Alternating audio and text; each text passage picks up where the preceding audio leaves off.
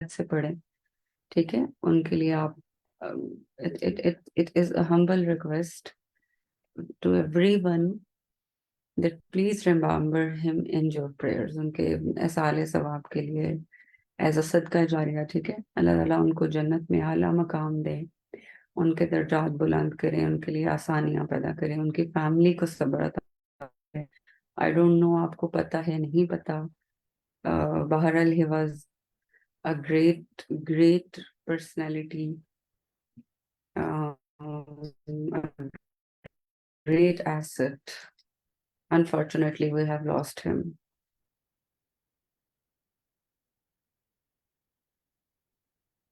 चलें, ठीक है स्टूडेंट्स, मैं आप लोगों के साथ बोर्ड शेयर कर रही हूँ।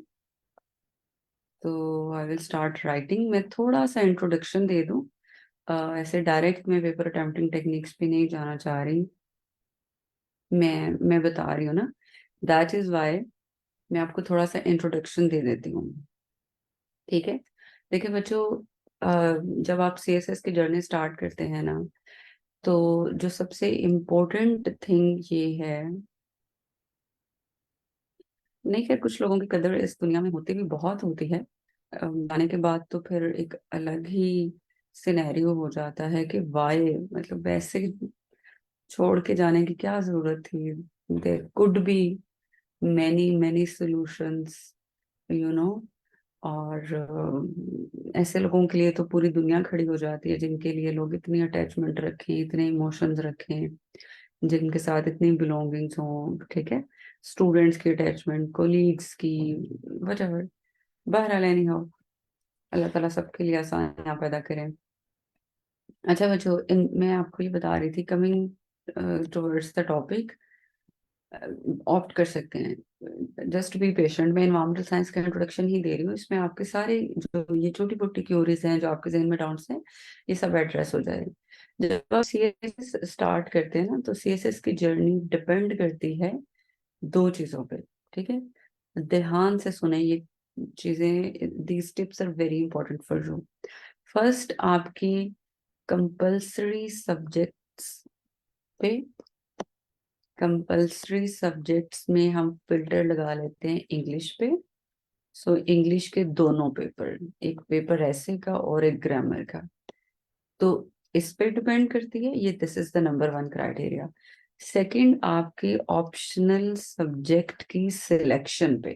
I am not talking about preparation, preparation तो करेंगे, फिर प्रिपरेशन तो हो जाएगी, जब सिलेक्शन हो जाएगी तो प्रिपरेशन भी हो जाएगी। किसी की 50% हो जाएगी, किसी की 60, किसी की 70, और आप सब में पास भी हो जाएंगे। देखा कभी किसी को ऑप्शनल सब्जेक्ट में फेल होते? Very rare chances, very very rare chances, मतलब कोई ऐसा ही बंदा हो थका हुआ जिसने तैयारी ना की हो, तो फिर तो उसका फेल होना बनता है, अदरवाइज कोई ऑप्शनल सब्जेक्ट में फेल नहीं होता।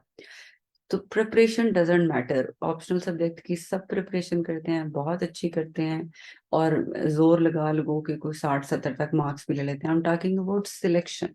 Selection is the most important process or step which leads you towards a success,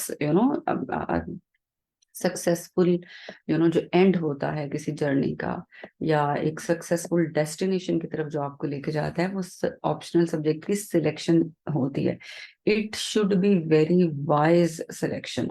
आप ऐसे ही रैंडम सब्जेक्ट को सिलेक्ट नहीं कर सकते। सिलेक्शन के लिए आपको बहुत सारी चीजें देखनी पड़ती हैं। फॉर एग्जाम्पल, छोटी मोटी चीजें क्या होनी चाहिए कि जिसकी बेस पे आप कहेंगे यार ये सब्जेक्ट तो मैं सेलेक्ट करूंगा। क्यों? क्या वो सब्जेक्ट आपको क्या दे रहा है? क्या वो कोई प्रोग्रेस कर रहा है आपकी ओवरऑल प्रिपरेशन में? आपको आपकी ग्रूमिंग हो रही है, आपकी लर्निंग हो रही है, आपकी ओवरऑल सीएसएस की जो अटेम्प्ट है उसमें वो कितना कंट्रीब्यूट कर रहा है, इंटरव्यू में कितनी कंट्रीब्यूशन हो रही है। सीएसएस जब हो जाएगा तो आपका जो नॉलेज है वो उस सब्जेक्ट ने कितना आपको दिया। ये चीजें होती हैं जो लोग देख के इन सब्जेक्ट्स को सिलेक्ट करते हैं।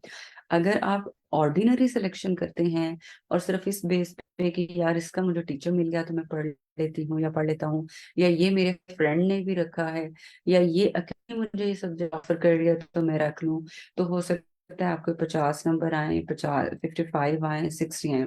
लेकिन अगर आप फिल्टर लगा के, क्राइटेरिया लगा के वाइस सिलेक्शन करेंगे, जिसमें बेशक आपको हार्ड वर्क करना पड़े। तो you can score 80, you can score 85, you can even score 90। ये वो मार्क्स हैं जो टॉपर्स लेते हैं, टॉप 10, टॉप 20, टॉप 30, या वो सारे लोग जिनकी एलोकेशन हो जाती है। डिफरेंस क्या होता है, उनकी वाइस सिलेक्शन होती है। अच्छा, अब इसमें कौन कौन सी चीजें आती हैं? सबसे पहले तो बैकग्राउंड जो है वो आ जाता है, कि कोई सब्जेक्ट ऐसा हो जिसके लिए वो ना सर्टेन बैकग्राउंड आपको जरूरत ना हो। मतलब आपको साइंस सब्जेक्ट्स पढ़ने हैं, फिजिक्स, केमिस्ट्री, आपको बैकग्राउंड चाहिए तो नहीं। आपको ऑडिट एंड अकाउंट पढ़ना है, कोई कंप्यूटर का सब्जेक्ट पढ़ना है, कोई बिजनेस का सब्जेक्ट पढ़ना है, कोई इंजीनियरिंग का सब्जेक्ट पढ़ना है, बैकग्राउंड के बगैर नहीं पढ़ सकते। तो ऐसा सब्जेक्ट जिसके लिए प्रीवियस स्टडीज रिक्वायर्ड हो, उससे अवॉइड करें, क्योंकि वो आपका बहुत टाइम कंज्यूम करेगी। और उसमें basic information, raw material, basic terminologies इतनी ज्यादा होंगी जो आपको इंटरव्यू में, पेपर में बहुत कंफ्यूज करेंगी। वो बहुत अच्छी प्रिपरेशन के बावजूद आपके 20-25 नंबर खा जाती हैं। फिर आपकी ओवरलैपिंग बहुत मैटर करती है। ऐसा सब्जेक्ट जो मैक्सिमम सब्जेक्ट के साथ ओवरलैप करे, वो आपकी एक कलेक्टिव फाउंडेशन बना रहा होता है।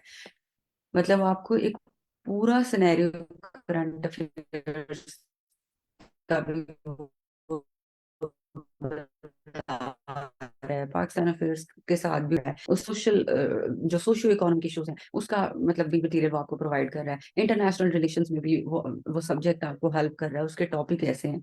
वो सब्जेक्ट इतना वंडरफुल सब्जेक्ट होगा जो आपकी एक ऐसी फाउंडेशन बना रहा है जिसके ऊपर आपने बिल्डिंग प्रिपेयर करनी है, जो कि एग्जाम में बैठ के आप करेंगे। वो सब्जेक्ट आपको बड़ा डाइवर्स नॉलेज देता है। उस सब्जेक्ट में तैयार किए हुए टॉपिक्स आप और सब्जेक्ट्स में बैठ के उसी इंफॉर्मेशन को यूज करके पेपर अटेम्प्ट कर रहे होते हैं, ठीक है।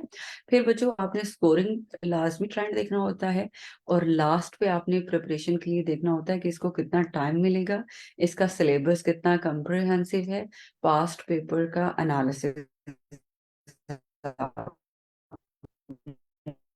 लास्ट में देख रहे हैं।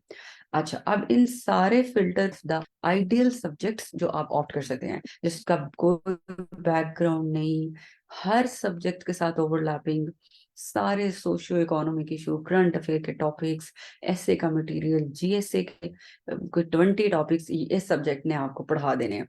Scoring trend is wonderful.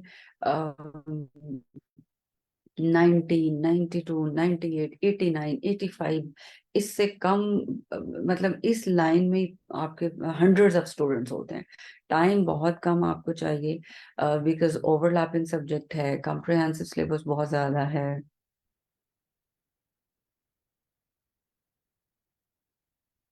उसका रोड मैप भी मैं देती हूँ, और हम पेपर अटेम्प्टिंग टेक्निक्स पे भी जाएंगे। ये सेशन बेसिकली सबके लिए है Ahmad, because we are starting a new batch. तो इसमें अगर 2-3 बच्चे वो हैं जिनकी अटेम्प्ट है, तो 10 बच्चे वो भी होंगे जो न्यू हैं, जिन्होंने नेक्स्ट ईयर पेपर देना है, ठीक है। सो ये पौने घंटे घंटे की क्लास है, इसमें सारी चीजें कवर होंगी। तो हम सब स्टूडेंट्स के की क्वेरीज को एड्रेस करेंगे ना। तो आप जिस भी कैटेगरी के स्टूडेंट हैं, आपके जो इश्यूज हैं वो भी इसमें एड्रेस हो जाएंगे, ठीक है। अभी मेरी वॉइस डिस्टॉर्ट हो रही है?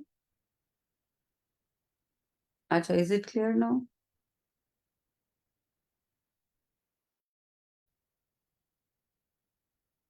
क्लियर। ओके। ओके जी। तो इसका सिलेबस वो जो बड़ा कंप्रिहेंसिव है, क्योंकि मैं वो भी थोड़ा सा डिस्कस करूंगी आपके साथ। सिलेबस बड़ा ओवरलैपिंग है, आपस में टॉपिक्स ओवरलैप करते हैं। अगर आप सिर्फ, टोटल 8 चैप्टर्स हैं, 8 चैप्टर्स में से अगर आप जस्ट 4 प्रिपेयर कर लेना, 4 चैप्टर्स, तो ऐसे आपको लगता है कि जैसे आपने पूरा सिलेबस कवर कर लिया, क्योंकि बाकी 4 चैप्टर्स में वही टॉपिक रिपीट हो रहे हैं, वही कॉन्सेप्ट्स, वही थीम्स, तो रेपिटेशन बहुत है।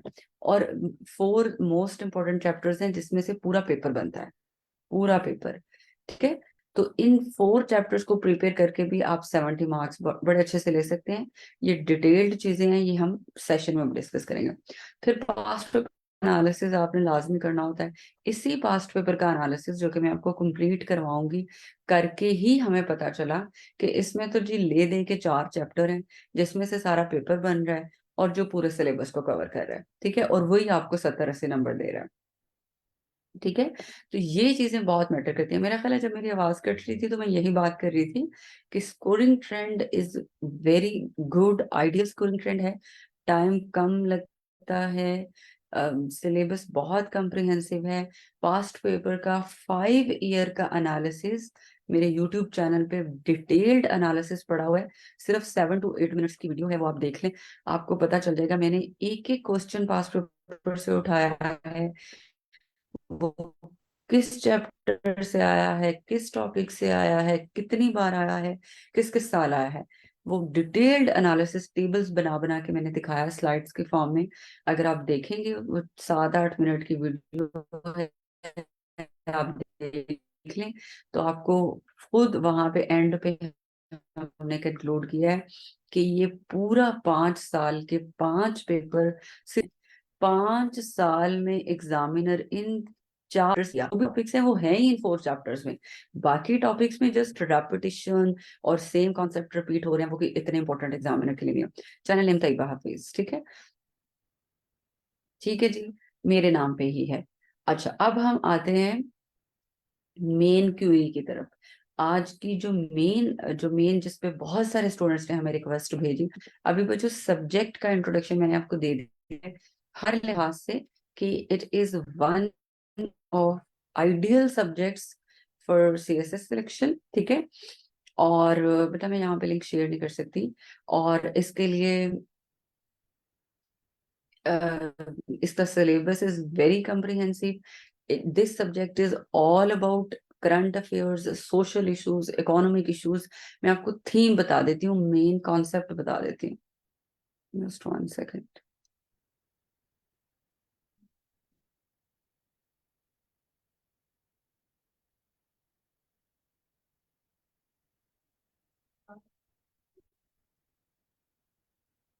मैं बताती हूँ, मैं okay, noted, well noted, I will discuss what should be your strategy. अच्छा जी, देखिए बच्चों, इन्वायरमेंटल साइंसेस, ठीक है। इन्वायरमेंट का मतलब है, इन्वायरमेंट का मतलब है आपकी सराउंडिंग, ठीक है, आपके इर्द गिर्द की condition, in which you live, in which you grow, in which you reproduce, you know, in which you, Tayyaba Hafeez, in which you utilize things, in which you utilize resources from the nature, that is basically your environment, ठीक है। नहीं, नहीं नहीं, total 8 chapters हैं, लेकिन उनमें से 4 chapters जो है वो कंक्लूड किए जाते हैं पास्ट पेपर एनालिसिस से। अब ये जो सराउंडिंग है, आपने बेसिकली इस सराउंडिंग के 2 पार्ट्स होते हैं, एक होता है लिविंग पार्ट और एक होता है नॉन लिविंग पार्ट। अच्छा, अपने क्वेश्चंस बेटा थोड़ी देर के लिए बंद करें, मैंने सारे क्वेश्चन सुन लिए हैं, I know what to discuss. 3-4 categories हैं जिस पे आप बात कर रहे हैं, मैं बारी बारी सब पे जाऊंगी, ठीक है। तो मैं राइट नाउ जिस पे बात कर रही हूँ that is equally important for you, okay, that is also equally important for you. तो इसको भी तरह थोड़ा सा गौर से सुन लें। मैं आऊंगी ना हर बात पे सना, आई एम टेलिंग यू कि बेसिक कॉन्सेप्ट अंडरस्टैंड करें, बारी बारी हम 4-5 कैटेगरीज हैं सबको डिस्कस करेंगे, ठीक है। जो चीज भी मैं यहाँ पे बोल रही हूँ that is equally important for you, ये उतनी ही इंपॉर्टेंट है, ठीक है। अच्छा, सराउंडिंग में लिविंग कंपोनेंट है, नॉन लिविंग कंपोनेंट है। अब लिविंग में क्या कौन आ जाते हैं, animals, plants, humans, micro organisms etcetera. और नॉन लिविंग में बच्चों सॉइल, एयर, ठीक है, लैंड, वाटर, फॉरेस्ट। चल, ये हम 4-5 कंपोनेंट्स, ये सारी चीजें आपकी सराउंडिंग का हिस्सा हैं, मतलब आपके एनवायरनमेंट का हिस्सा है। Soil, air, land, water, forest, और ये आपका लिविंग कंपोनेंट है, एनिमल्स, प्लांट्स, ह्यूमंस, माइक्रोऑर्गेनिजम्स। होता क्या है कि जो लिविंग चीजें होती है ना, प्लांट्स, एनिमल्स, ह्यूमंस, ये सब इन कंपोनेंट्स को, एनवायरनमेंट के इन कंपोनेंट्स को यूटिलाइज करके गुजारा करती हैं। जैसे हम इंसान हैं, हमें पानी भी चाहिए पीने के लिए, इस्तेमाल करने के लिए, हमें वुड भी चाहिए, हमें वेजिटेशन चाहिए, हमें लैंड चाहिए एग्रीकल्चर के लिए, कंस्ट्रक्शन के लिए, इंडस्ट्री के लिए, हम एयर में ब्रीदिंग करते हैं, soil, water. So we utilize every component of the environment for our living, for our survival.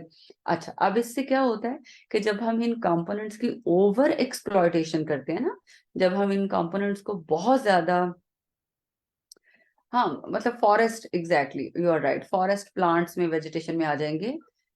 Exactly बेटा, जो प्लांट है ना, जो आपका ये जो प्लांटी किंगडम है आपका, ये लिविंग में आता है, ठीक है, जिसमें सारी vegetation, because they are autotroph, ठीक है, तो इसमें सेलुलर रिस्पिरेशन पाई जाती है,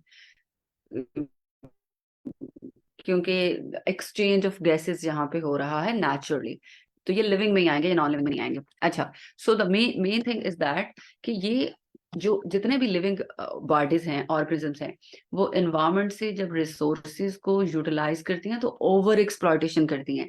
हम इनकी प्रोटेक्शन का तो ध्यान ही नहीं करते कि भाई सिर्फ पानी मैंने इस्तेमाल नहीं करना, मेरी आने वाली पता नहीं कितनी नस्लों ने पानी इस्तेमाल करना है, और हम इनको एक्सप्लॉयट करते हैं, जिससे क्या हो जाती है, उन रिसोर्सेज की शॉर्टेज। अच्छा, जब शॉर्टेज हो जाती है उन रिसोर्सेज की, फिर क्या होता है, फिर ड्राउट होता है, ठीक है, फिर फैमीन आते हैं, कहत आ जाते हैं, फिर एग्रीकल्चर शॉर्टेज हो जाती है, ठीक है, फूड सिक्योरिटी के मसले, वाटर इनसिक्योरिटी के मसले, ठीक है, फिर क्या होता है, बिजली नहीं बनती। अच्छा, जब ये सारे मसले हो जाएंगे तो किसका नुकसान होगा, ह्यूमंस का, अल्टीमेटली इंसानों का। फिर क्या होता है, इकोनॉमिक इश्यूज, ओके, फिर क्या होता है, social issues. So the thing is that humans are utilizing all the components of the environment.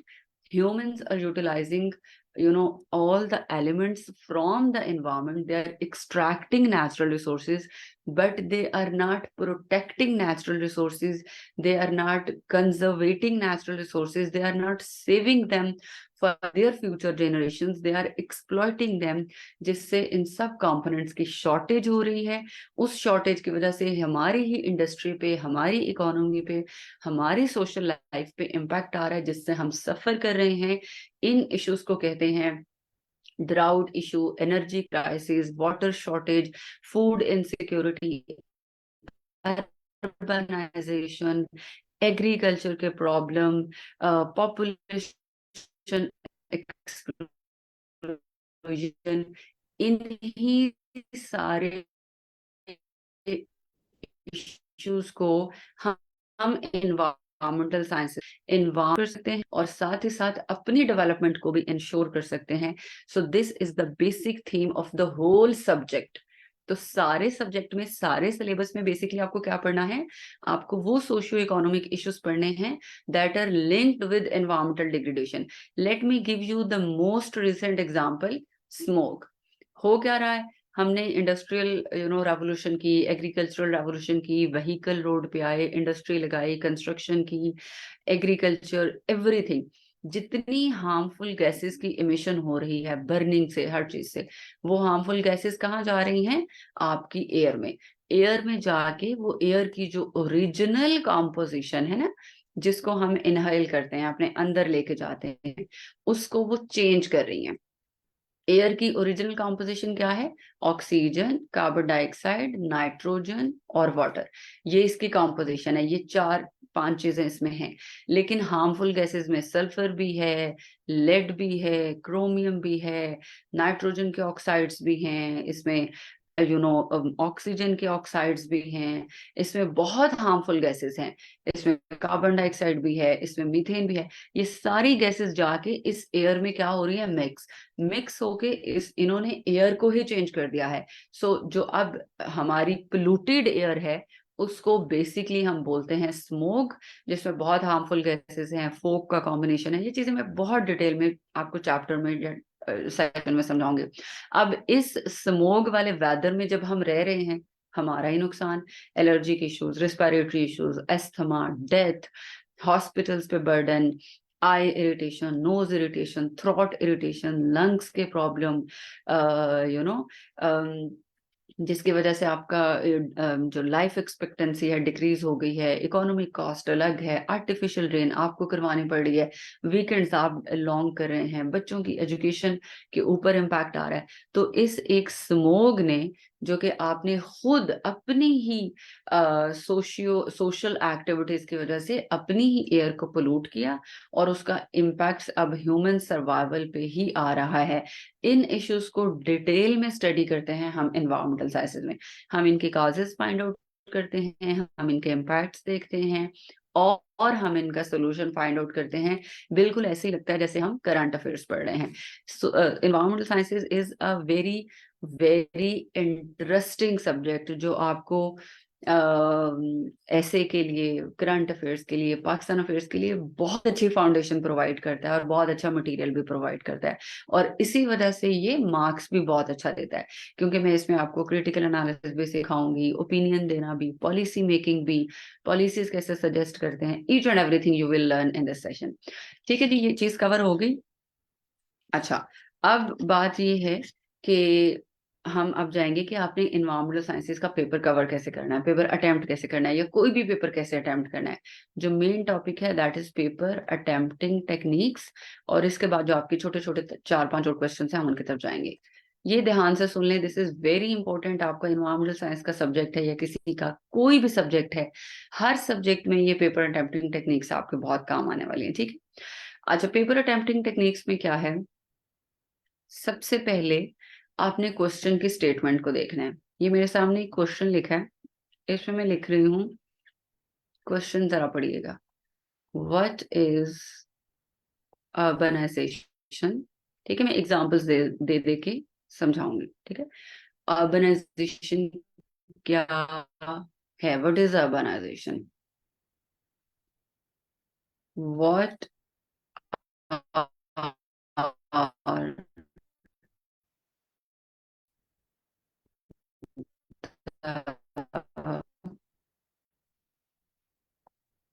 impacts on human environment?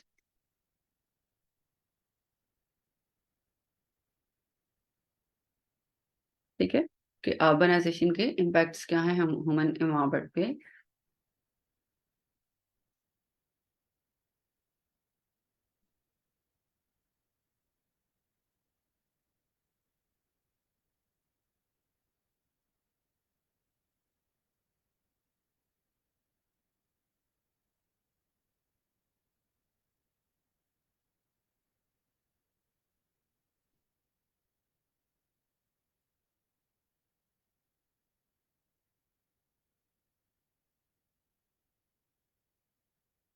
अच्छा, जब हम किसी क्वेश्चन को या किसी स्टेटमेंट को स्टूडेंट से अप्रोच करते हैं ना, तो सबसे पहले क्या करना होता है, इस क्वेश्चन को थोड़ी देर के लिए साइड रख दें।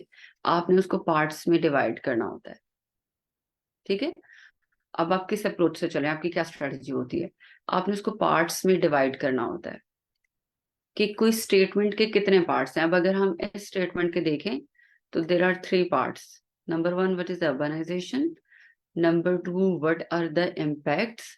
और नंबर 3, वो सोल्यूशन पे आपका एनालिसिस मांगना चाह रहा है, जो कि सस्टेनेबल सिटीज है। So there are 3 parts, first, second, 3। ठीक है, अब आपने आइडेंटिफाई कर लिया कि पार्ट्स कितने हैं, 3। सेकंड अप्रोच बच्चों ये होनी चाहिए, आपने उन पार्ट्स को मार्क्स देने हैं, क्योंकि आपने उनके अकॉर्डिंग ही लिखना है। ठीक है, आप मार्क्स के अकॉर्डिंग ही लिखेंगे, दैट इज वाई आपने बहुत स्पेसिफिक लिखना है। बच्चे बहुत अच्छा लिखते हैं, लेकिन जो 2 नंबर, जिस पे 2 नंबर का लिखना होता है उस पे 10 नंबर का लिखते हैं, और जिस पे 10 नंबर का लिखना होता है उस पे 2 नंबर का लिखते हैं। इसी वजह से उनके मार्क्स नहीं आते। For example, what is urbanization, अब इसको मार्क्स दें। ये एक छोटा सा क्वेश्चन है, जो एग्जामिनर ने स्टार्ट में पूछा है। डेफिनेशन हो सकती है, कोई एक्सप्लेनेशन हो सकती है, मैं इसको 2 मार्क्स दूंगी। ठीक है, तो 2 मार्क्स आर एनफ।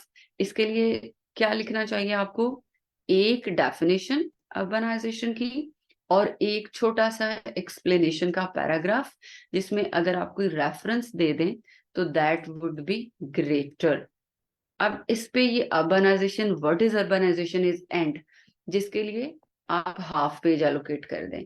अब आप क्या करेंगे, क्योंकि आप शुरू किया पेपर, और आपके अंदर बड़ा जुनून है और आपको बहुत नॉलेज है अर्बनाइजेशन का, तो आप अर्बनाइजेशन पे 1.5 पेज लिखेंगे। दिस इज वेरी ट्रू, ऐसे ही करेंगे। आप इस पे 1.5 पेज लिखेंगे जिसका कोई फायदा नहीं। इसी वजह से आपके मार्क्स कटेंगे ना। आपको पता ही नहीं कि अर्बनाइजेशन जो है वो इंट्रोडक्शन से स्टार्ट करना है, वो मैं आपको बताती हूँ। आपको पता ही नहीं कि अर्बनाइजेशन की कितनी लेंथ रिक्वायर्ड है। तो जब तक आप उसको डिवाइड नहीं करेंगे, मार्क्स नहीं देंगे, आप इस रिजल्ट तक नहीं पहुंचेंगे और अच्छा क्वेश्चन अटेम्प्ट नहीं करेंगे। ओके, अब सेकेंड पार्ट है what impacts of urbanization. Can you see कि this is the main part of the question?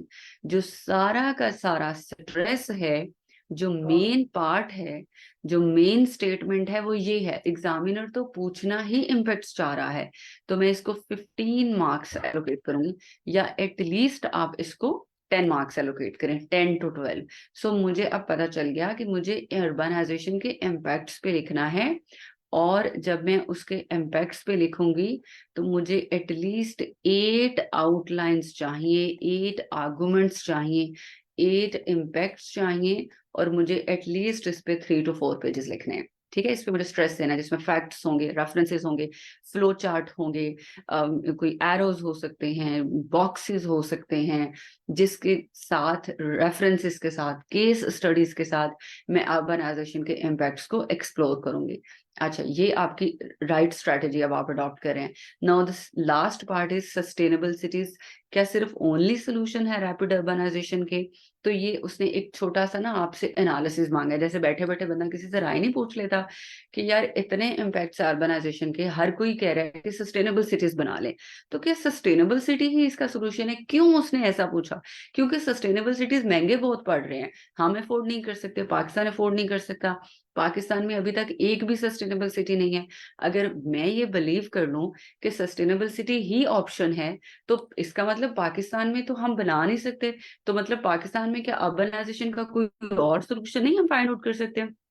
आप ब्यूरोक्रेसी में जाएंगे, आप कमिश्नर होंगे, आप पॉलिसी मेकिंग में होंगे, आपको पॉलिसी एडवाइस करनी है, तो वो आपसे पूछ रहा है, आपके पास कोई अल्टरनेटिव ऑप्शन होना चाहिए, तो बताएं उसको।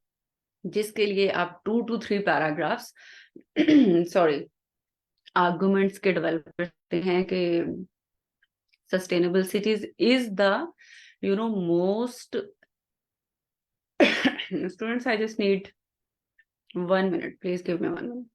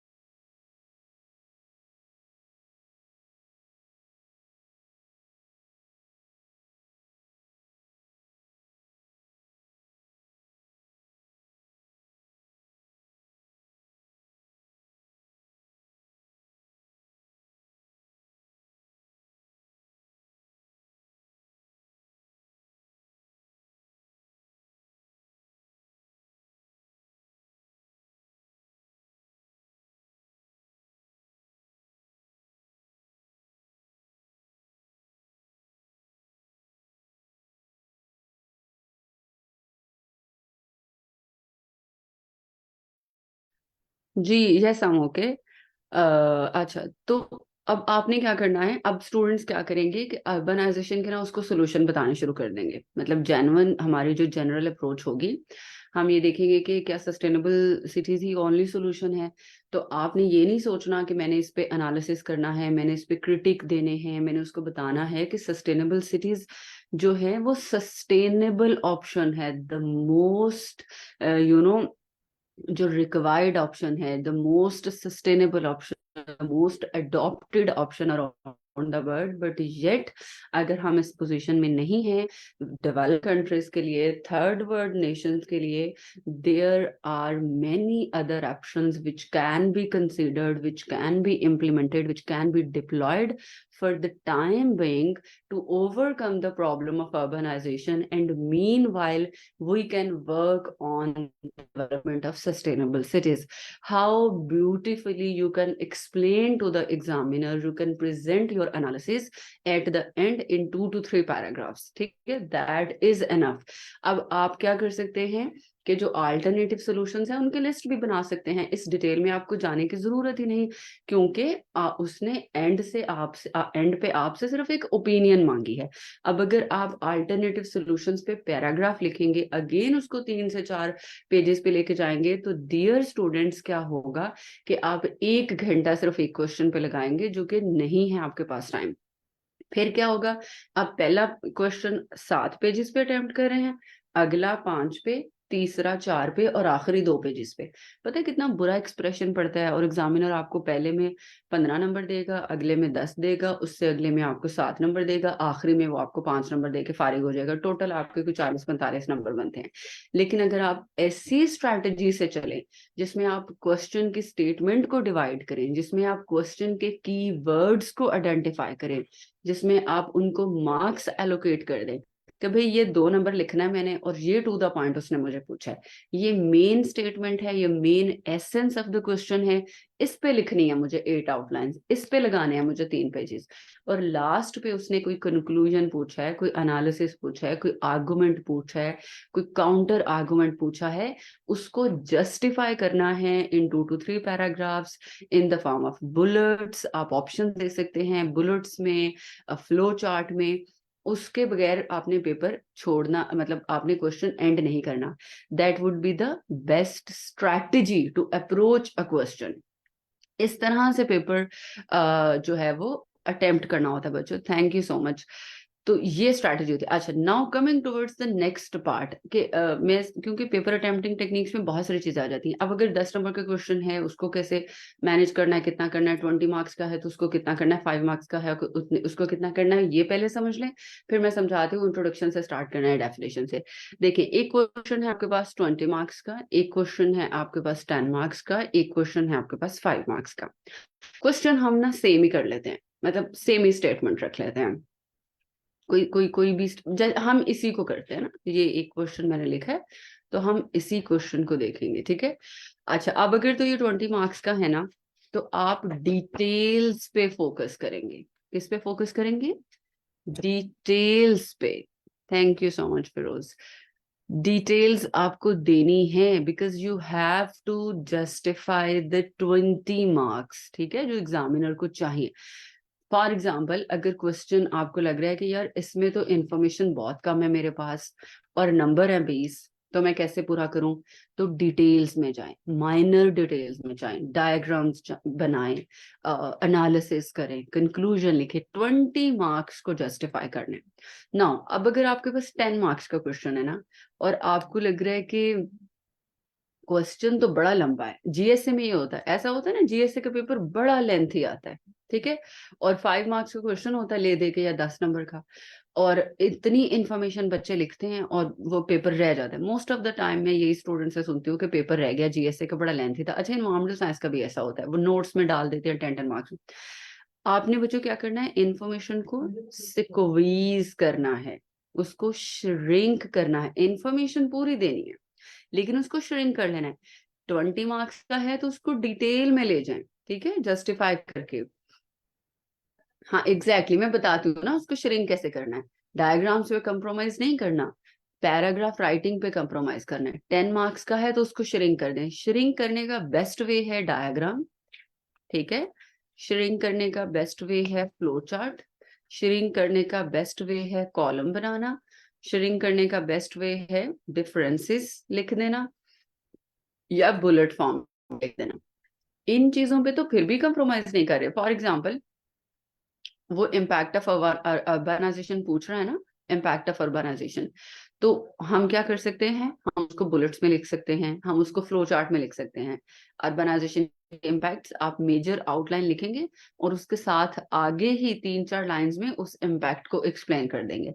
फिर मेजर बुलेट लिखेंगे, आगे ही 3-4। अच्छा, एक तो ये प्रेजेंटेशन बहुत ब्यूटीफुल हो जाएगी, ठीक है। दूसरा ये होगा कि आपकी इंफॉर्मेशन सिक्वीज हो जाएगी लेकिन आप पूरी देंगे। तीसरा, आपका साथ का साथ फ्लो चार्ट भी बन जाएगा। सो एग्जामिनर को लगेगा कि आपने सिक्वीज नहीं किया बल्कि extra information, extra effort put की है। तो 10 मार्क्स के क्वेश्चन के लिए अगर डिटेलिंग ज्यादा पूछी गई है, इंफॉर्मेशन ज्यादा है, तो उसको श्रिंक कर लें with the help of diagrams and flow chart. जैसे अगर उसने ग्लोबल वार्मिंग का पूछा है ना, अब ग्लोबल वार्मिंग अगर डिटेल में पूछा है तो डायग्राम बी बनाए, डिटेल बी लिखे पैराग्राफ में। लेकिन अगर उसने 10 मार्क्स में पूछा है या 5 मार्क्स में लिखा है, जस्ट मेक द डायग्राम और उसको वहां पे लेबल करें, दैट्स इट। डायग्राम के थ्रू या फ्लो चार्ट में, जैसे मैं अगर मुझे कोई कहे ना ग्लोबल वार्मिंग को एक्सप्लेन कर दो, तो मैं यहाँ पे ऐसा जबरदस्त फ्लो चार्ट बना सकती हूँ जिसमें मैं लिख सकती हूँ कि ह्यूमन एक्टिविटीज, ठीक है, ह्यूमन एक्टिविटीज। अब मैं इस तरह नहीं बना रही, सो मैं इस तरह बना रही हूँ, मेरे पास स्पेस ऐसे। ह्यूमन एक्टिविटीज का जो रिजल्ट है वो ह्यूमन एक्टिविटीज यहाँ पे लिख दें, इंडस्ट्री लिख दें, ठीक है, ट्रांसपोर्टेशन लिख दें, ऐसे करके उसका जो रिजल्ट है दैट इज एमिशन ऑफ, मतलब अब मैं डायग्राम भी नहीं बना रही ना, मैं सिर्फ फ्लो चार्ट से काम चला रही हूँ, मेरे पास टाइम बहुत थोड़ा है, मार्क्स क्वेश्चन के बड़े कम है। Emission of harmful gases in the atmosphere, okay. अब ये जो हार्मफुल गैसेस हैं वो क्या कर रही हैं, these gases are trapping heat from sunrays. ठीक है बच्चों, मैं जल्दी लिख रही हूँ क्योंकि मैंने आपको बहुत सारी चीजें एक्सप्लेन करनी है, ठीक है जी। अब जब वो ट्रैप कर रही है हीट को, तो जो एवरेज टेम्परेचर है, इसमें मैं डिटेल्स को मिस कर रही हूँ, average temperature of the earth is increasing, ठीक है, या हैज बीन इंक्रीजिंग। जो टेम्परेचर जब इंक्रीज हो रहा है अर्थ का, average increase in temperature, that is basically comes at global warming. Global का मीन मतलब eight global level, overall earth warming, increase in temperature. So average increase in the temperature of the earth is basically global warming. ये मैं एक छोटा सा flow chart ऐसे करके बनाऊंगी, 7 डायग्राम बनाऊंगी, चलो 10 मार्क्स में मैं इसको पूरा कर दूंगी। लेकिन अगर 20 मार्क्स में है तो ऑफ कोर्स मैं इसकी बहुत डिटेल में जाऊंगी, मैं ह्यूमन एक्टिविटीज की डिटेल्स में जाऊंगी, मैं उन गैसेस की डिटेल में जाऊंगी, वो गैसेस कौन सी हैं, उनके फॉर्मूलाज क्या हैं, इंडस्ट्री से कौन सी गैस आ रही है, ट्रांसपोर्टेशन से कौन सी गैस आ रही है, मैं ट्रैपिंग के प्रोसेस में जाऊंगी, कैसे वो हीट को ट्रैप कर रही हैं, मैं इंक्रीज के प्रोसेस की डिटेल पे जाऊंगी, कितना इंक्रीज हो गया है, कितने परसेंट, कब से कब इंक्रीज हुआ, और फिर मैं उसको कंक्लूड करूंगी global warming. Students, are you understanding, are you picking my concept कि आपने 20 मार्क्स के क्वेश्चन को कैसे डील करना है और 10 मार्क्स के क्वेश्चन को कैसे डील करना है? Is everything clear? नो, क्योंकि this is very very important, जो आपको नहीं पता। अब 20 मार्क्स के क्वेश्चन में 3-4-5 पेज लिख के ना उसको फटाफट साइड पे कर देंगे कि टाइम बहुत थोड़ा है, और आपको पता ही नहीं चलेगा आप 10 मार्क्स के क्वेश्चन पे इतना टाइम लगा देते हैं। These are the basic things जिससे हम मार्क्स नहीं ले सकते।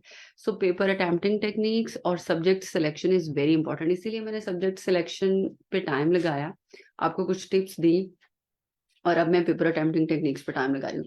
इसी तरह बच्चों, अगर 5 मार्क्स का क्वेश्चन आ गया है तो 5 मार्क्स में आपको 2 पेजेस आर इनफ, 1.5 पेज, ठीक है, 2 पेजेस आर इनफ। इस पे भी आप बड़ी अच्छा कोई एक डेफिनेशन दे सकते हैं, रेफरेंस दे सकते हैं, कोई डायग्राम बना सकते हैं, कोई फ्लो चार्ट बना सकते हैं, तो आपका ये 5 मार्क्स का जो क्वेश्चन है वो कवर हो जाएगी, ठीक है। अच्छा, now no no no, diagram है ही नहीं, बहुत आसान है, डायग्राम नहीं है, वो बेसिकली एरो लगा लगा के ही आपने, उसी को डायग्राम्स ही कहते होते हैं। 20 मार्क्स के क्वेश्चन के लिए आइडियल जो पेज काउंट है वो 6 होना चाहिए, और 10 मार्क्स के लिए 4 काफी हैं, और 5 मार्क्स के लिए आपका 2 पेजेस काफी, 2 to 3 आर एनफ, इससे ज्यादा ना जाए, आपका टाइम वेस्ट होगा, ठीक है जी। अच्छा बच्चों, ये भी हो गया। अब हम आते हैं कि आपने क्वेश्चन कैसे अटेम्प्ट करना होता है ना, इंट्रोडक्शन होना चाहिए उसमें या नहीं, तो मैं आपको वो बता दूं पहले, फिर हम बाकी चीजों की तरफ जाएंगे। देखिए, ये आपका पहला पेज है फॉर एग्जाम्पल, ठीक है, and this is your second page and this is your third. अच्छा, हमेशा हमेशा अनलेस एंड एंटिल ये वन साइड हम कंसिडर कर रहे हैं, वन साइड, ठीक है। अगर बोथ साइड्स हो जाएंगी तो वो आपके 3 to 4 पेजेस बनेंगे। वन साइडेड होंगी तो आप उसको 6-7 कंसिडर कर लें।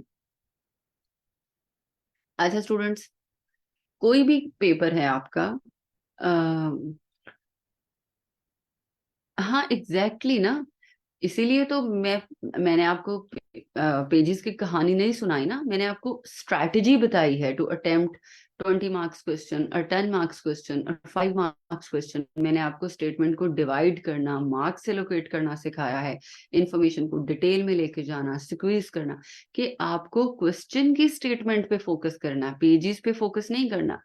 अल्टीमेटली जब आपकी स्ट्रेटजी इतनी अच्छी डेवलप हो जाएगी, प्रैक्टिस इतनी अच्छी डेवलप हो जाएगी, तो you will be excellent in analysing कि मेरा 20 मार्क्स का क्वेश्चन इससे बियॉन्ड जाना ही नहीं चाहिए, ठीक है। मेरा 20 मार्क्स का क्वेश्चन बियॉन्ड नहीं जाना चाहिए, तो ऑटोमेटिकली आपका कंट्रोल होगा ना, you will be managing your paper एक बैलेंस में लेके, तो फिर सारे क्वेश्चन इक्वली अटेम्प्ट हो रहे होंगे।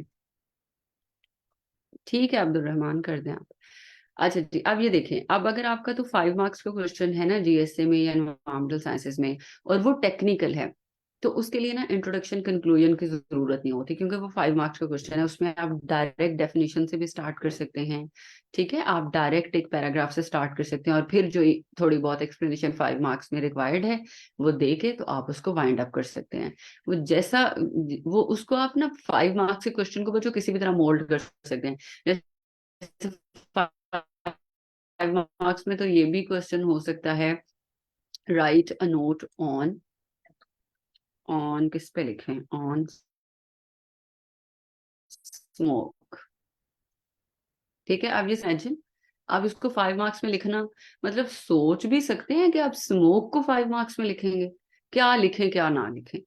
लेकिन उसने स्मोक पूछ लिया 5 मार्क्स में, तो डायरेक्ट आप स्मोक से स्टार्ट करते हैं। Smoke is a combination of fog and smoke, जिसमें हार्मफुल गैसेस का एमिशन होता है, वो एयर में जाती हैं और एयर पोल्यूशन की कंपोजिशन को चेंज करके वहां पे बहुत सारे न्यू बाय प्रोडक्ट्स बन जाते हैं, जिनको हम in the terms of science हम स्मोक बोलते हैं। उसके बाद आप उसकी स्मोक की प्रोसेस पे आ सकते हैं, या उसकी जो थोड़ा साइंटिफिक कॉन्सेप्ट है कि वो कौन से पोलूटेंट्स हैं, वो जाके किस तरह से रिएक्शन करते हैं। आप एक पैराग्राफ या in the form of flow chart या साइड पे किसी बॉक्स पे ये भी दे सकते हैं, ठीक है, जिसमें आप कह सकते हैं conceptualising the concept of smoke या understanding the phenomena of smoke, that would be an excellent outline for you, ठीक है। उसको डिफाइन करने के बाद आप उसकी अंडरस्टैंडिंग डेवलप कर दें।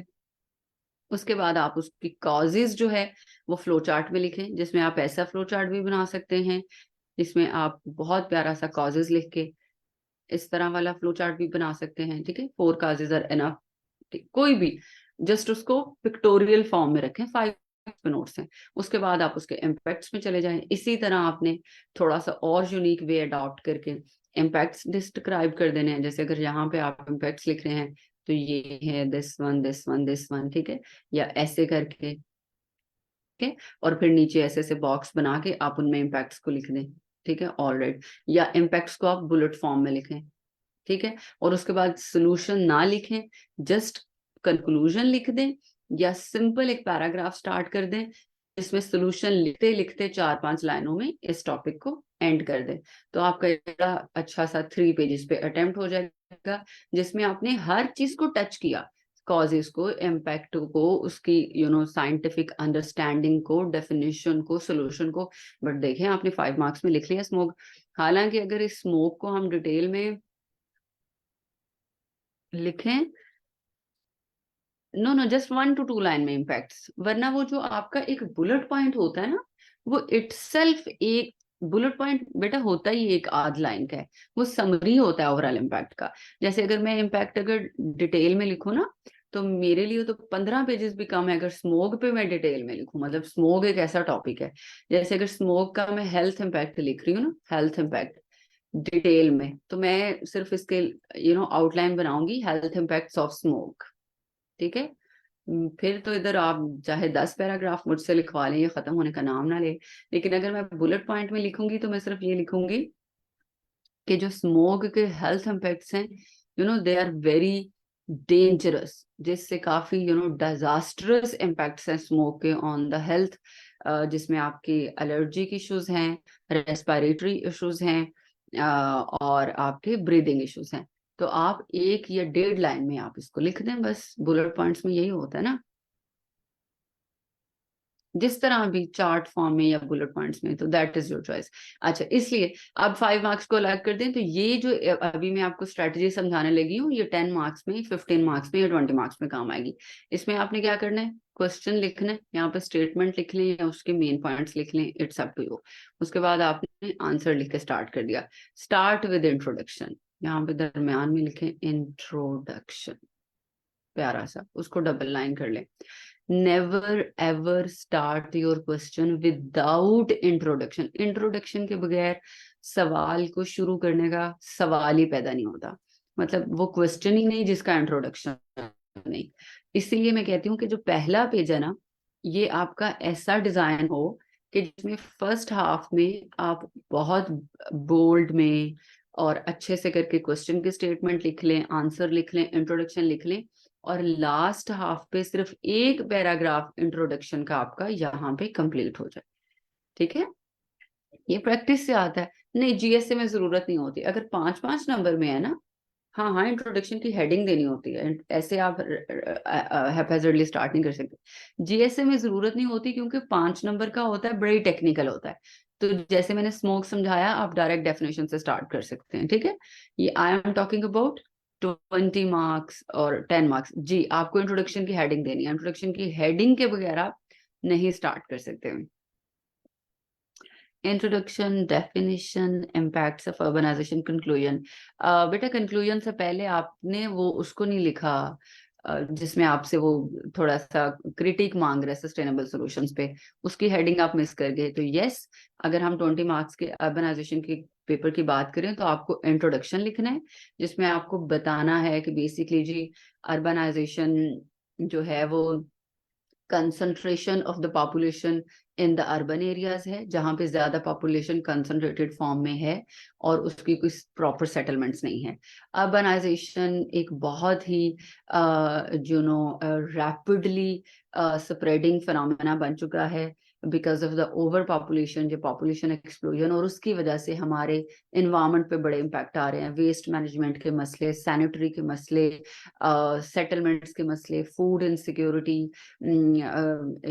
ये जो इलेक्ट्रिसिटी के problems, unemployment, air pollution, water supply के इशू, ये अर्बनाइजेशन की वजह से जनरेट हो रहे हैं। ठीक है, इकोनॉमी पे burden, that is why the world is shifting या switching towards sustainable cities. However, the countries which cannot afford the rapid or the the total shift on sustainable cities, there are other available options which can be considered for developing countries like Pakistan, Afghanistan, Bangladesh, India, which may be, which includes जिसको हम hybrid urbanisation कहते हैं, जिसको transforming villages कहते हैं, जिसको deploying infrastructure कहते हैं, जिसको प्लैंड सेटलमेंट्स कहते हैं। अब ये बातें मैं इसलिए नहीं पढ़ा रही, ये तो नॉलेज में आ जाती है ना, ये तो मैं आपको जब अर्बनाइजेशन का टॉपिक पढ़ाऊंगी तब पढ़ाऊंगी, वरना मैं आपको यहाँ पे 10 अल्टरनेटिव सॉल्यूशंस बता सकती हूँ। ये आपका छोटा सा प्यारा सा इंट्रोडक्शन हो जाएगा। इंट्रोडक्शन के बाद आप क्या कर सकते हैं, आप एक प्रॉपर डेफिनेशन लिखते हैं अर्बनाइजेशन की विद सम रेफरेंस। ठीक है, उसके बाद आप आपकी थर्ड मेन आउटलाइन इम्पैक्ट्स हो जाएगी। 1 impact, second impact, third impact. ठीक है, तो लिखें यहाँ पे आप 4th, 5th, 6th, चले आप 5th लिख दिए। उसके बाद मेन इम्पैक्ट्स आपकी हो जाएगी डिबेट ऑन सस्टेनेबल सिटीज। ठीक है, वर्सेस अल्टरनेटिव ऑप्शंस। तो ये आप प्यारी सी कोई आउटलाइन बना लें, उसके बाद आप इस पे डिबेट कर लें। अच्छा, जब आप डिबेट करेंगे तो यहाँ पे हम आपका एक और बना लेते हैं,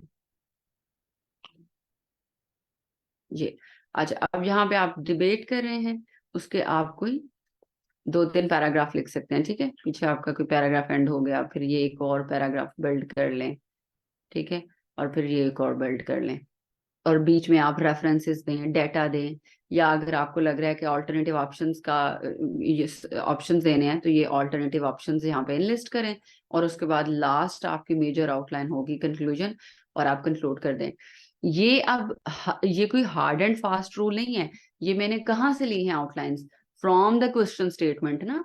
so this is the strategy, this is the approach, कि अपनी क्वेश्चन स्टेटमेंट को डिवाइड करें, उसको मार्क्स एलोकेट करें, अकॉर्डिंगली मेजर आउटलाइंस डेवलप करें। इंट्रोडक्शन है, कंक्लूजन है, इम्पैक्ट्स हैं, कॉजेज हैं, सॉल्यूशंस हैं।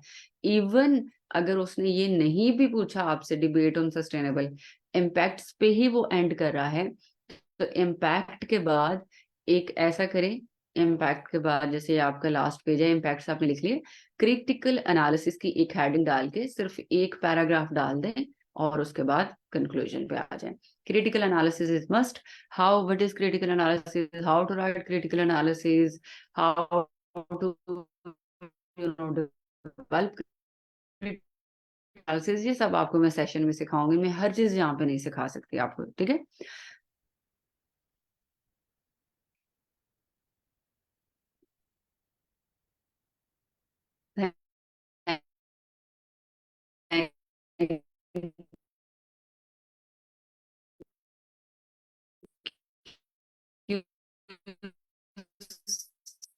So much such an accomplishment for me.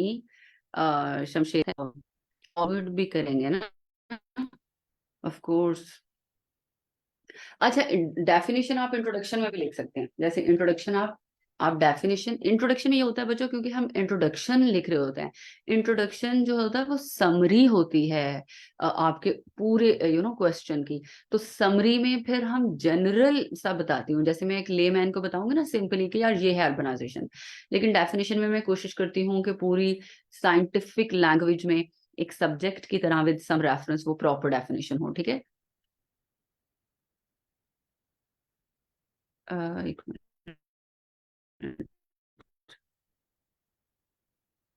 Introduction में आपको पूरे ओवरऑल उसको एनालाइज करना होता है,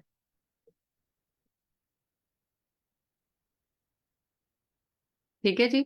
इंट्रोडक्शन में जैसे मैंने अभी आपको इंट्रोडक्शन यहाँ पे पूरा सुनाया ना कि मेरा इंट्रोडक्शन क्या होगा, you will start from urbanization, you will go towards its impact, और आप समर जब एंड करेंगे इंट्रोडक्शन को तो आप इसी बात पे इम्पैक्ट करेंगे कि सस्टेनेबल जो सिटीज हैं वो पूरी दुनिया में तेजी से बन रही हैं, और यही लॉस्ट रिजॉर्ट है हमारा। बट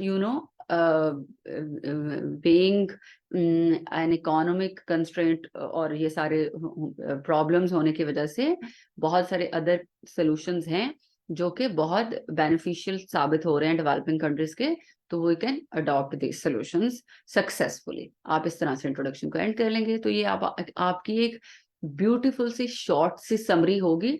इंट्रोडक्शन पढ़ के ही ना, क्योंकि मैं एवेल्युएट करती हूँ ना, मेरे टेस्ट सेशंस चल रहे हैं बहुत ज्यादा। क्यों मेरी आवाज नहीं आ रही स्टूडेंट्स आपको अभी? ठीक है, hello, is it clear now?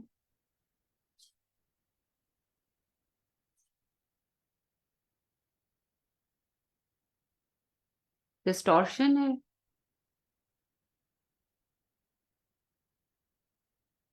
अभी क्लियर है?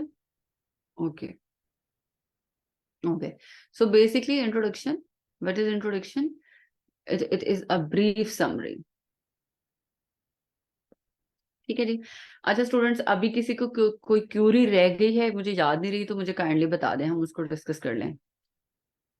आप लोगों ने पेपर अटेम्प्टिंग टेक्निक्स भी हो गई, स्ट्रैटेजीज भी हो गई, एग्जाम्पल भी मैंने दे दी, मार्क्स के लिहाज से भी देख लिया हमने, इन्वायरमेंटल साइंस के थीम को भी सब जो है वो अंडरस्टैंड कर लिया।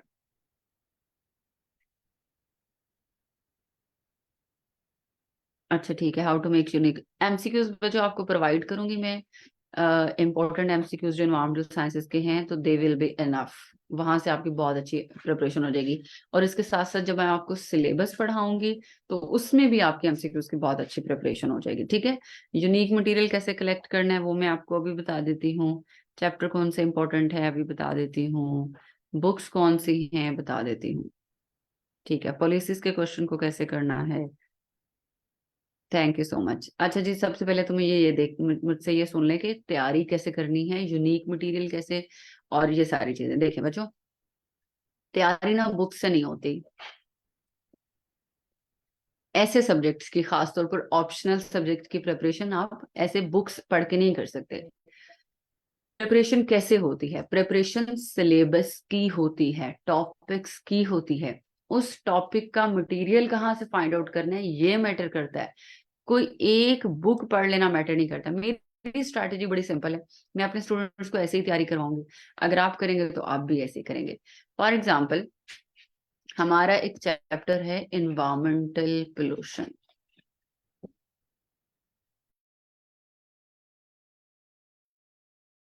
हमारा एक चैप्टर है इन्वायरमेंटल पोल्यूशन।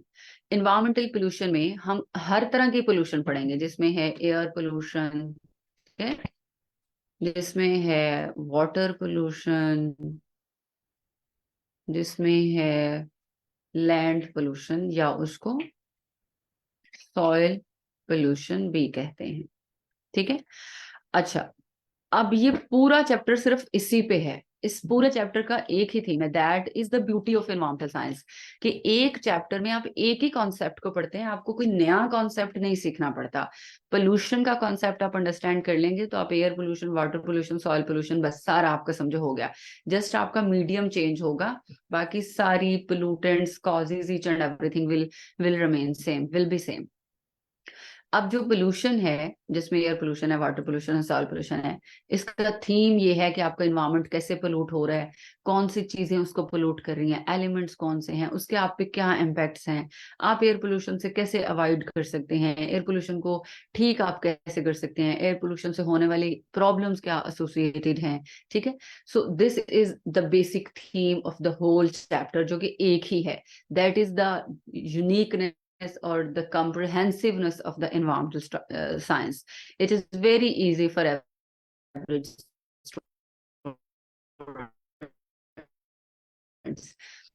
अच्छा, अब इन्वायरमेंटल पोल्यूशन की अगर आपने बहुत अच्छी प्रिपरेशन, बहुत अच्छी, तो हेल्थ ऑर्गेनाइजेशन एक इंटरनेशनल ऑर्गेनाइजेशन है, which works under the umbrella of United Nations, और इससे ज्यादा इन्वायरमेंटल पोल्यूशन पे authentic data, arguments, references, country profile, country reports आपको कहीं नहीं मिलेगी।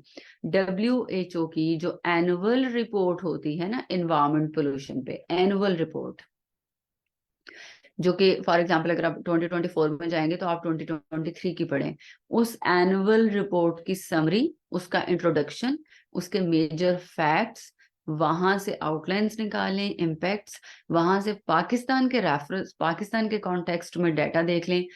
This will be the actual preparation of this chapter, जहां से आपको प्योर ऑथेंटिक जेन्युइन रीजंस मिलेंगी, पाकिस्तान के कॉन्टेक्स्ट में एनालिसिस मिलेगा, आर्गुमेंट्स मिलेंगे, फैक्ट्स मिलेगा, मिलेंगे, डाटा मिलेगा, और आपको पूरा सोल्यूशन भी यहीं से मिलेगा। WHO आपको सोल्यूशन भी प्रोवाइड करेगी, पॉलिसीज भी बना के देगी, अल्टरनेटिव्स भी बताएगी, रिकमेंडेशन भी देगी कि आपने एयर पोल्यूशन को कैसे काउंट करना है। सो मेरी पहली जो मेरा रिसोर्स होगा, जो मेरा मटीरियल होगा, जिस चीज में मैं यूनिकनेस लेके आऊंगी, वो WHO की रिपोर्ट है। ये मिड टर्म में या अक्टूबर नवंबर तक जो एनुअल रिपोर्ट्स होती है ना स्टूडेंट्स, वो सब आ जाती हैं। 2023 की टोटल एनुअल रिपोर्ट्स आ चुकी हैं, वो चाहे एग्रीकल्चर की है, वो फूड सिक्योरिटी की है, वो फ्लड की है, वो क्लाइमेट चेंज की है, वो डिफॉरेस्टेशन की है, वो जिस किसी की भी एनुअल रिपोर्ट है 2023 की, सब आ चुकी हैं, सब अवेलेबल हैं। मैं सबकी समरीज, इंट्रोडक्शन सब आपको प्रोवाइड कर दूंगी। ये क्लोज एंडेड होते हैं, ओपन एंडेड कोई क्वेश्चन नहीं होता। ज्यादा से ज्यादा आपसे एनालिसिस पूछा होता है, वो एनालिसिस करके आप उसको अपना कंक्लूजन बता देते हैं, कोई ओपन एंडेड क्वेश्चन नहीं होता। अच्छा, तो this will be my first resource, my first priority, my first authentic reference WHO की वेबसाइट। उसके बाद मैं इस चैप्टर के लिए कहाँ जाऊंगी, कहाँ जाऊंगी? Ministry of climate change and environmental coordination, क्योंकि मुझे पाकिस्तान के कॉन्टेक्स्ट में डाटा चाहिए। मैं जाऊंगी इन्वायरमेंटल प्रोटेक्शन एजेंसी, हमारी जो इन्वायरमेंटल प्रोटेक्शन एजेंसी है, जो इन्वायरमेंटल प्रोटेक्शन डिपार्टमेंट है फेडरल लेवल पे, प्रोविंशियल लेवल्स पे, मैं उनकी वेबसाइट्स को विजिट करूंगी। फिर और मेरे पास क्या होगा? नेशनल एक्शन प्लान, जो पाकिस्तान के लिए एयर पोल्यूशन के लिए या एनवायरमेंटल पोल्यूशन के लिए लिया गया है। मेरे पास है पंजाब एनवायरमेंट पॉलिसी। अब ये सारी चीजें मैं आपको प्रोवाइड करूंगी, गाइड करूंगी। Don't need to worry about anything. मुझे लगता है कि मुझे कंसर्न करना चाहिए तो मैं किसी बुक से कंसर्न करूंगी, अदरवाइज जरूरत नहीं, क्योंकि मेरा पूरा चैप्टर बहुत अच्छा तैयार हो चुका है। इसी तरह इन्वायरमेंटल साइंस का हर चैप्टर का एक ही थीम है, एक यूनिक थीम है, और वो अगर आप उसी ऑथेंटिक और जेन्युइन ऑर्गेनाइजेशन से या उसकी वेबसाइट से प्रिपेयर करेंगे तो that would be really fantastic. ठीक है, इससे ज्यादा ऑथेंटिक डाटा एग्जामिनर को आप नहीं दे सकते। फॉर एग्जांपल, इसका सेकंड चैप्टर है सस्टेनेबल डेवलपमेंट का, सस्टेनेबल डेवलपमेंट इश्यूज। ठीक है, इस चैप्टर के लिए यूएनडीपी की वेबसाइट से जब आप सारी प्रिपरेशन करेंगे, क्योंकि UNDP United Nations Development Programme का सारा काम सस्टेनेबल डेवलपमेंट इश्यूज पे है, जिसमें उनके 17 सस्टेनेबल डेवलपमेंट के goals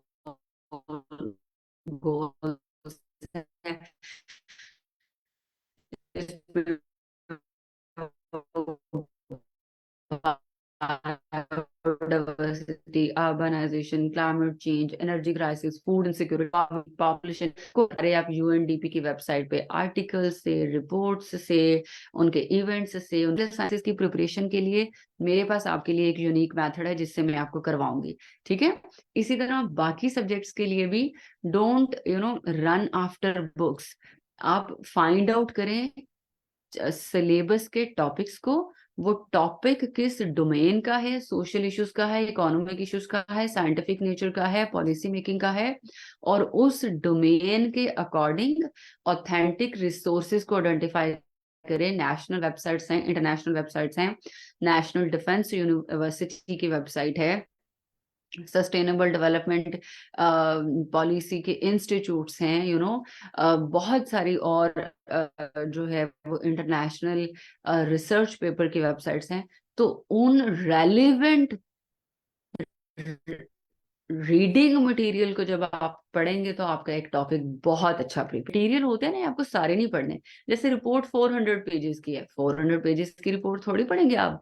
I am telling you कि आपने समरी, इंट्रोडक्शन, कंक्लूजन और जो बुलेट्स पॉइंट्स होते हैं, जो हाईलाइट किए गए टेबल्स होते हैं, वो पढ़ने होते हैं। और चूंकि ये मैं आपको तैयारी करवाऊंगी, मैं गाइड करूंगी, तो मैं आपको बताऊंगी कि आपने इस रिपोर्ट में से क्या पढ़ना है। ठीक है, तो जब आप एक दो रिपोर्ट पढ़ लेते हैं, आपकी प्रैक्टिस हो जाती है, फिर आप कोई भी नेशनल या इंटरनेशनल फूड सर्वे पे हो, हेल्थ रिपोर्ट हो, आप निकालेंगे तो वो आपको पढ़नी आ जाएगी। वो इसमें कोई इतना मसला नहीं होता, बस आपको कोई गाइड करने वाला होना चाहिए। ठीक है, अच्छा चलिए, ये क्वेश्चन भी एड्रेस हो गए। और बच्चों कौन सा क्वेश्चन जो मैंने एड्रेस नहीं किया? एमसीक्यूज का भी बता दिया, प्रिपरेशन का भी बता दिया, रिसोर्सेज का भी। और क्या पूछ रहे हैं स्टूडेंट्स? क्या गूगल पे मिलेगा या इंस्टा पेज पे? क्या पूछ रहे हैं आप?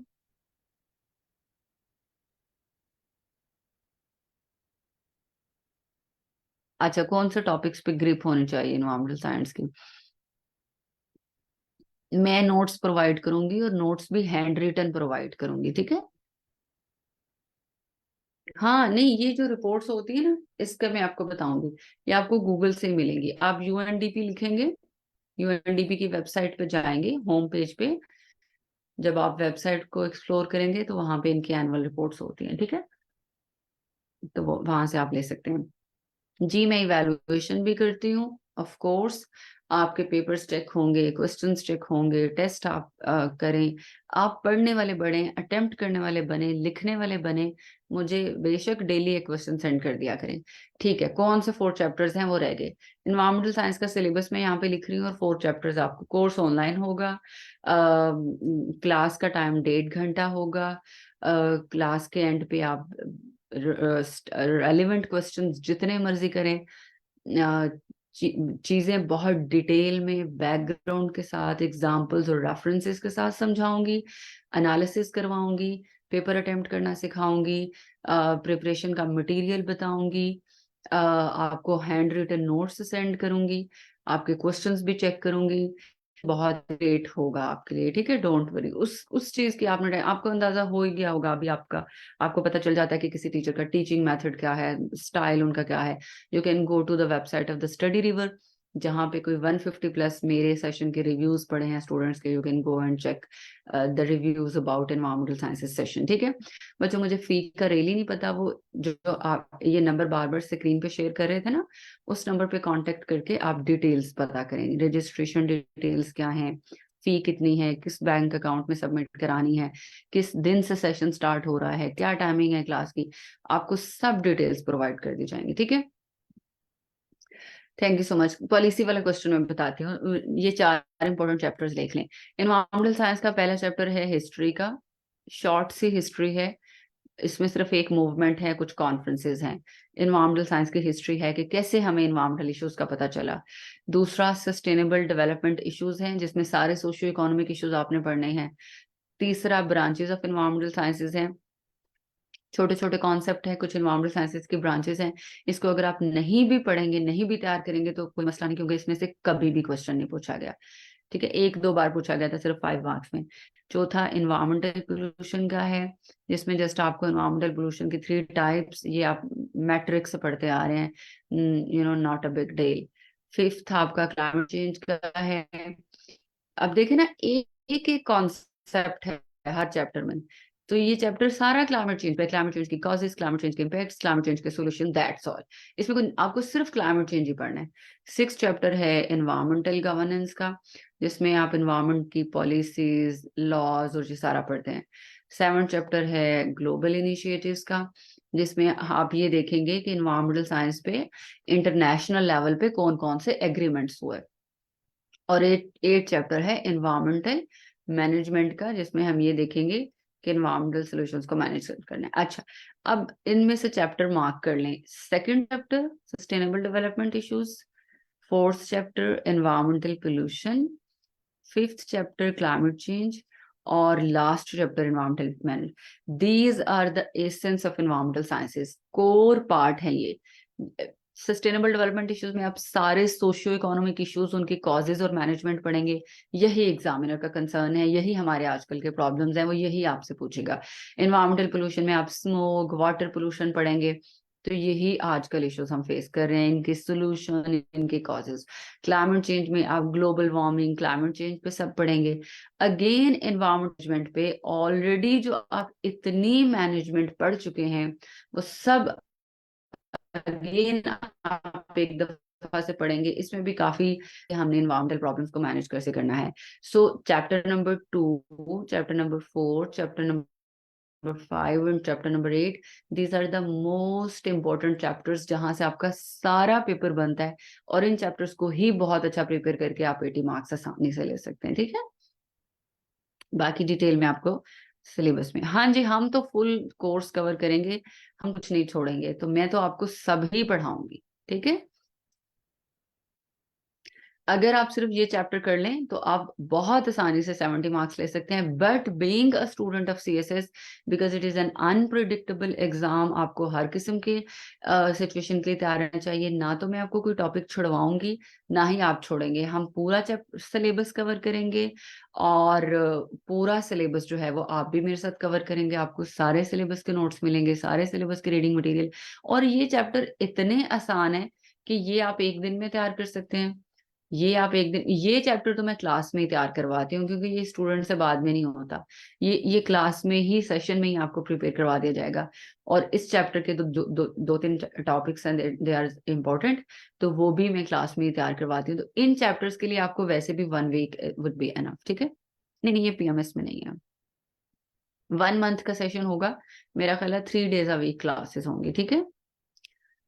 अच्छा जी, अब पॉलिसी का क्वेश्चन देख लें। अच्छा बच्चों, पॉलिसी का क्वेश्चन बेसिकली एनवायरमेंटल गवर्नेंस में से आता है, ठीक है। और एनवायरमेंटल गवर्नेंस में जैसे नेशनल क्लाइमेट चेंज पॉलिसी है, ठीक है, पाकिस्तान की नेशनल क्लाइमेट चेंज पॉलिसी। अब अगर मैं इस पॉलिसी को तैयार करूंगी तो मैं क्या क्या प्रिपेयर करूंगी? मुझे इसका बैकग्राउंड पता होना चाहिए कि नेशनल क्लाइमेट चेंज पॉलिसी की क्यों जरूरत पड़ी, वाई, ठीक है, नीड, इम्पोर्टेंस। तो एक ये मुझे 3-4 लाइंस में पता होना चाहिए। सेकंड सेकंड मुझे इसका इंट्रोडक्शन अच्छे से प्रिपेयर होना चाहिए। इंट्रोडक्शन में मैं इस पॉलिसी का ईयर लिखूंगी, ये कब इशू हुई, वो लाजमी मुझे पता होना चाहिए। इस पॉलिसी के जो मेन एरियाज हैं मैं उनको हाईलाइट करूंगी कि बेसिकली क्लाइमेट चेंज के सॉल्यूशंस को हमने मैनेज करना है, जिसमें 2 प्रैक्टिसेस हैं, मिटिगेशन के मेथड्स भी हो सकते हैं और अडेप्टेशन के भी, जिसके थ्रू हम क्लाइमेट को मैनेज कर सकते हैं, ठीक है जी। ये इंट्रोडक्शन मैं छोटा सा लिखूंगी। इंट्रोडक्शन के बाद मेरी जो थर्ड एरिया ऑफ प्रिपरेशन होगा या आउटलाइन होगी क्वेश्चन में, वो होंगे main features of the policies, या इसको आप सेलिएंट फीचर्स भी कह सकते हैं, या इसको आप कोर एरियाज भी कह सकते हैं, या इसको आप मेजर अचीवमेंट्स ऑफ पॉलिसी भी कह सकते हैं, कोई भी। तो वो 7 होंगी, किसी की 8, किसी की 9, किसी की 10। ये मेन एरियाज होंगे जो एक पॉलिसी कवर करती है, ठीक है, ये आपको पता होना चाहिए। और लास्ट पे जो फोर्थ मेरी आउटलाइन होगी वो पॉलिसी का एनालिसिस होगा। This is must, her policy का क्रिटिकल एनालिसिस आप करेंगे कि पॉलिसी कितनी अच्छी रही, कितनी सक्सेसफुल रही, इम्प्लीमेंटेशन किस हद तक हो सकी, क्या लूप होल्स थे, हम इसको कैसे इंप्रूव कर सकते हैं, ये सारी चीजें मैं आपको सिखाऊंगी। और फिफ्थ में आप इसको कंक्लूड करेंगे। समटाइम्स आप कंक्लूजन के अंदर भी क्रिटिकल एनालिसिस लिख सकते हैं, अगर आपकी ज्यादा अच्छी ग्रिप है तो आप इसको अलग से भी लिख सकते हैं। सो पॉलिसी की क्वेश्चन के लिए बैकग्राउंड, इंट्रोडक्शन, उसके main areas, analysis and conclusion, ठीक है जी, ये आपका स्टैंडर्ड थीम है। हाँ, इट्स टू लेट ना, तो कोई बात नहीं, आपको कल रिप्लाई आ जाएगा, ठीक है। नहीं नहीं नहीं, लॉस के कोई सेशन सेशन नहीं, ये पेपर में 5 to 6 क्वेश्चंस नहीं अटेम्प्ट करने बेटा, आपको किसने कहा? पेपर में सिर्फ 4 क्वेश्चंस अटेम्प्ट करने हैं आपने। 20 मार्क्स के एमसीक्यूज होंगे, ठीक है। बाकी 80 मार्क्स के लिए आपको जस्ट 4 क्वेश्चंस अटेम्प्ट करने हैं,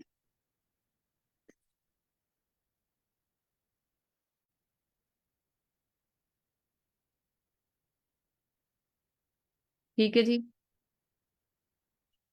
एमसीक्यूज आपको अलग से भी मैं प्रोवाइड करूंगी ना, तो वो एमसीक्यूज, बेसिक एमसीक्यूज है, वो आप प्रिपेयर कर लीजिएगा। चलिए ठीक है स्टूडेंट्स, आई गेस क्लास हमारी बहुत लंबी हो गई है और ये लाइव भी चल रही है, तो I really need to end this class. अगर आपको मुझसे और बहुत कुछ सीखना है तो ये सेशन लाजमी ज्वाइन करें। This subject will help you a lot in your overall CSS journey, ठीक है। यस, व्हाई नॉट, मैं आपको यहाँ पे अपना नंबर लिख देती हूँ, तो यू कैन कांटेक्ट मी,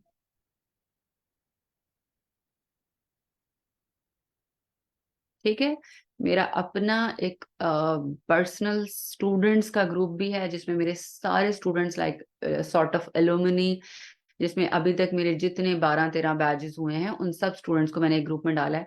तो updates, daily information, guiding material, tips, वो काफी उसमें इंटरेक्शंस है।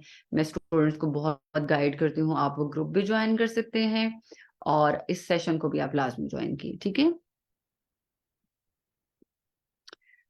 आमीन सुम आमीन। चलें, okay students, I am ending this session. आपके लिए बहुत सारी दुआएं, best luck for the final exam. either you join or not join this session, it doesn't matter. अल्लाह ताला आपको कामयाब करे, मुझे अपनी दुआओं में याद रखिएगा। ठीक है स्टूडेंट्स, अल्लाह हाफिज।